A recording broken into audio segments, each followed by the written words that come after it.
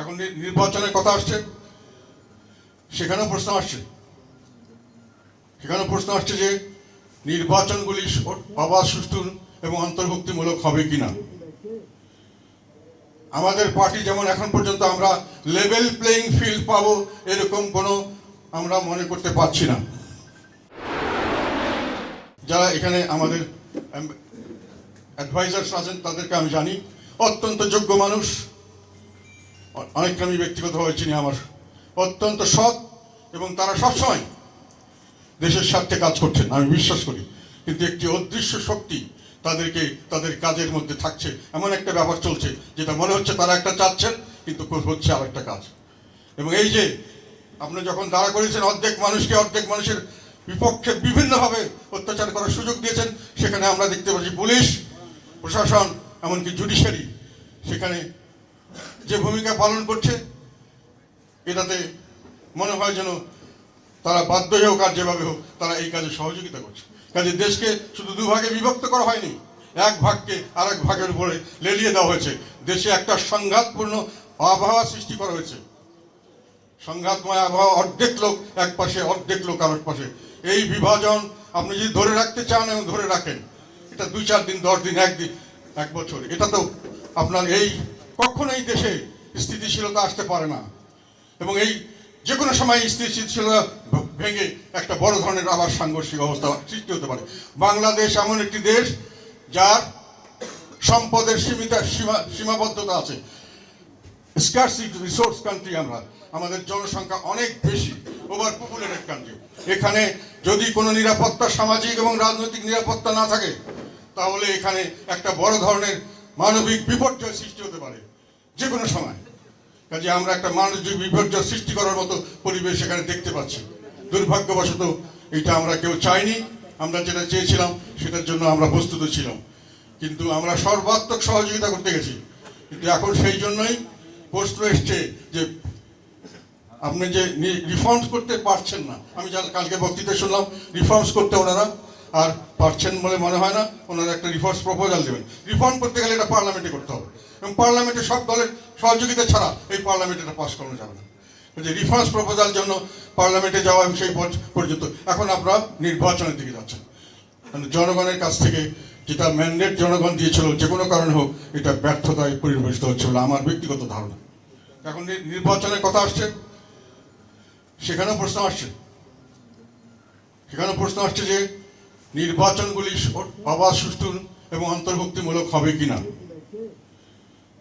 আমাদের পার্টি যেমন এখন পর্যন্ত আমরা লেভেল প্লেইং ফিল্ড পাবো এরকম কোনো আমরা মনে করতে পারছি না।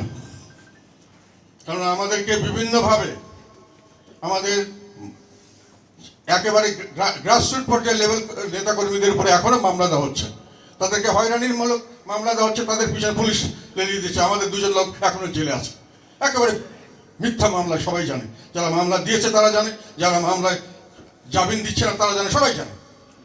কিন্তু এটা চলছে।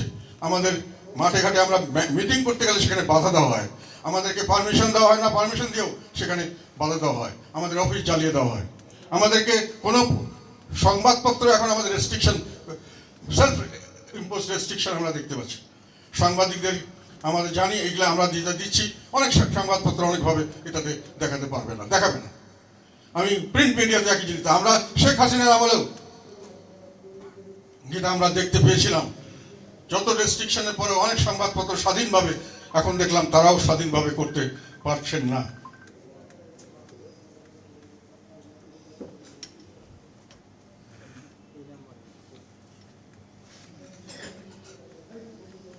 আমাদের বিরুদ্ধে একটা অদ্ভুত জিনিস, আমরা কিন্তু এই আন্দোলনের সঙ্গে আগাগোড়া জড়িত ছিলাম প্রথম থেকে শেষ দিন।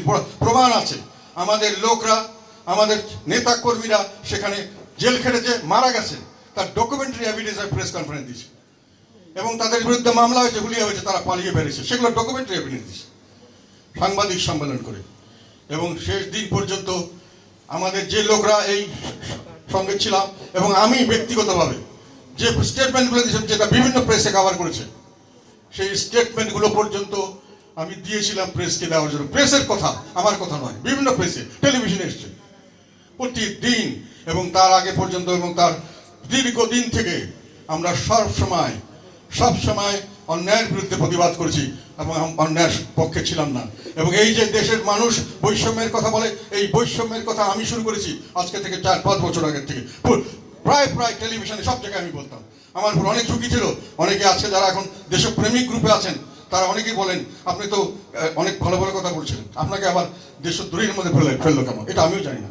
আমি দেশদ্রোহীর মধ্যে কিভাবে ইনক্লুডেড হলাম, কার মাধ্যমে, কেন, এটা আমি এখন শিওর না।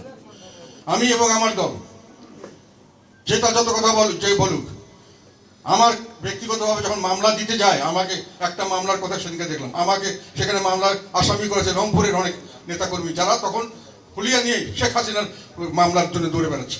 তারা আমার সঙ্গে এসে এখানে একটা থানায় তারা একজন লোককে হত্যা করেছে, এবং শেখ হাসিনার সঙ্গে একই সঙ্গে ইত্যাদি, বা যাই হোক সেটা। এবং সেই মামলা উইথড্র করে নিয়ে গেছে। বাদী বলছে এই মামলা হওয়ার মতো নয়, আমরা এটা উইথড্র করলাম। পরবর্তীকালে দেখি আবার মামলা দেওয়া হয়েছে। শুনলাম যে এখানে কোনো দলীয় কোনো উকিল, তারা নাকি দল বেঁধে এসে ম্যাজিস্ট্রেটের উপর চড়াও হয়েছে। তো শোনা কথা, কেন চড়া হয়েছে? যে না, কাদের সাথে নাম দিতে হবে। হিংসা আমাদের ভিতরে কিভাবে ঢুকিয়ে দেওয়া হয়েছে, হিংসা আমাদের ভিতরে কিভাবে মাদক দ্রব্যের মধ্যে ঢুকিয়ে দেওয়া হয়েছে, সেটা মনে করুন। আমরা হয়ে গেছি, তাকে দিতে হবে, ওনাকে জেলে যেতে হবে, ওনাকে